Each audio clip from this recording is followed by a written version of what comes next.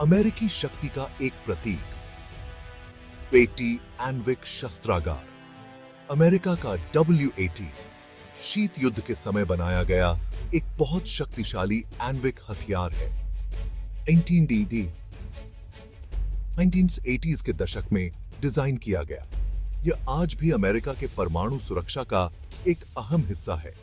WAT अपनी काम करने की क्षमता और सटीकता के लिए जाना जाता है। यह दुश्मन पर अलग-अलग तरीकों से रणनीतिक और सामरिक दोनों तरह के हमले कर सकता है। WAT दो तरह का होता है, WAT-1 और WAT-4। WAT-1 को 1980s के दशक की शुरुआत में इस्तेमाल के लिए लाया गया था। यह अमेरिकी वायुसेना के AGM-86B हवा से छोड़ने वाले क्रूज मिसाइल पर लगा होता है। WAT-4 जो बाद में बनाया गया था, अमेरिकी नौसेना के BGM-109 टॉमहॉक क्रूज मिसाइल में इस्तेमाल होता है। ये दोनों रूप WAT-1 और WAT-4 अपनी विनाशकारी शक्ति और सटीकता से अमेरिका को बहुत बड़ा रणनीतिक लाभ देते हैं। .Cs तकनीकी जानकारी और अलग-अलग रूप। WAT एक छोटा और हल्का आणविक हथियार है, इसीलिए इसे अलग-अलग जगहों पर इस्तेमाल किया जा सकता है। WAT-1 का वजन लगभग 290 पाउंड है, जबकि WAT-4 का वजन लगभग 320 पाउंड है। दोनों रूप लगभग 2 फीट चौड़े और 11 फीट लंबे हैं। WAT की एक खास बात यह है कि इसकी विस्फोटक शक्ति को जरूरत के हिसाब से बदला जा सकता है। इसका मतलब है कि मिशन के हिसाब से धमाके की ताकत को कम या ज्यादा किया जा सकता है। WAT की सबसे ज्यादा विस्फोटक शक्ति एक 150 किलोटन TNT तक हो सकती है, जो हिरोशिमा पर गिराए गए बम से लगभग 10 गुना ज्यादा ताकतवर है।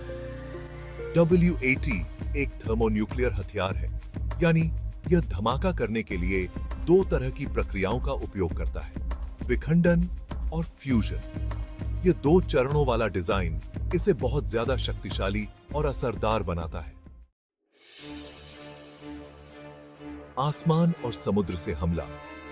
WAT के प्रक्षेपण प्लेटफॉर्म्स।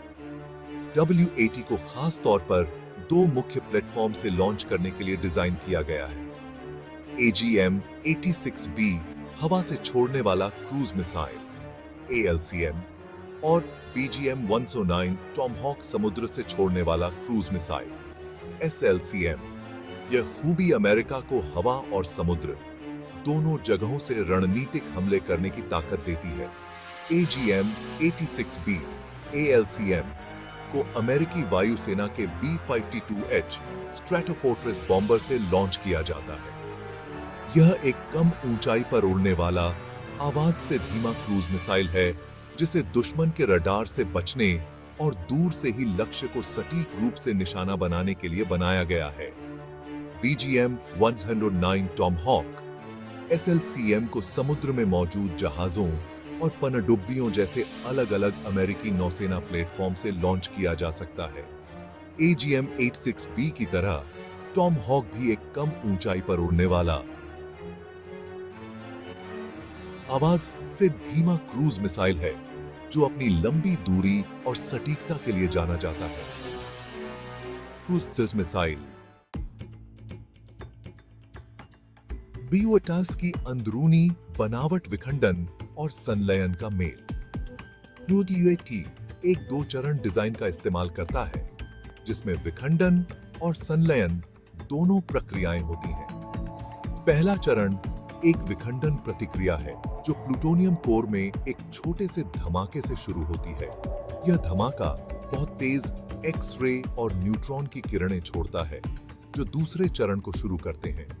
दूसरा चरण एक संलयन प्रतिक्रिया है, जो हाइड्रोजन आइसोटोप्स, ड्यूटेरियम और ट्रिटियम के मिश्रण में होती है।